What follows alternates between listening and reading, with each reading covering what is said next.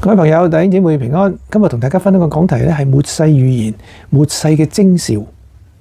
兆。末世第一個清晰嘅徵兆咧就係假基督同假先知嘅普遍興起。主耶穌喺橄欖山論講嘅開句就嚴肅地警告門徒：你們要謹慎，免得有人迷惑你們，因為將有好些人冒我的名來，說我是基督，並且要迷惑許多人。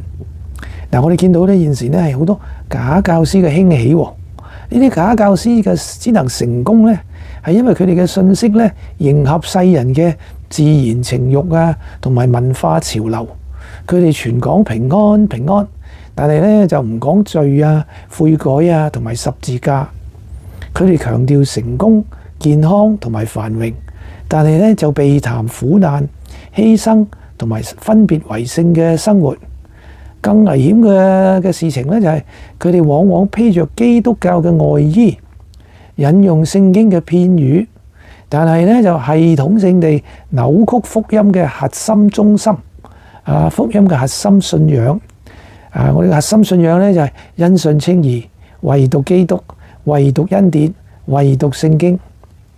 喺呢個充斥着人工智慧同埋社交媒體嘅世代假基督同埋假先知咧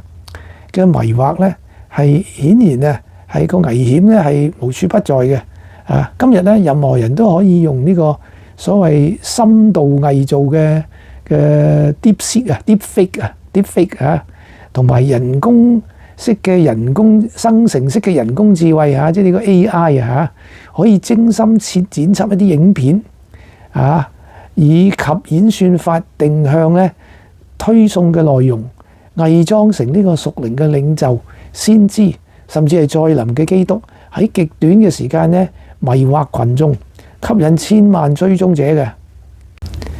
社交媒體嘅平台放大咗情緒化、簡單真理嘅言論，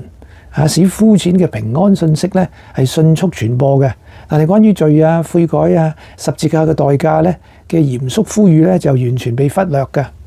假教師咧更可以利用數據分析同埋呢個人化嘅推送，精準迎合人嘅慾望同埋恐懼，使到人咧不知不覺咧係被引入歧途嘅。正如使徒保羅所警告咧，將來在你們中間也會有假教師，偷偷地引進使人滅亡的異端。今日咧我哋又睇馬太福音24章24節，主耶穌講咧，因為假基督和假教師將要起來顯大神蹟大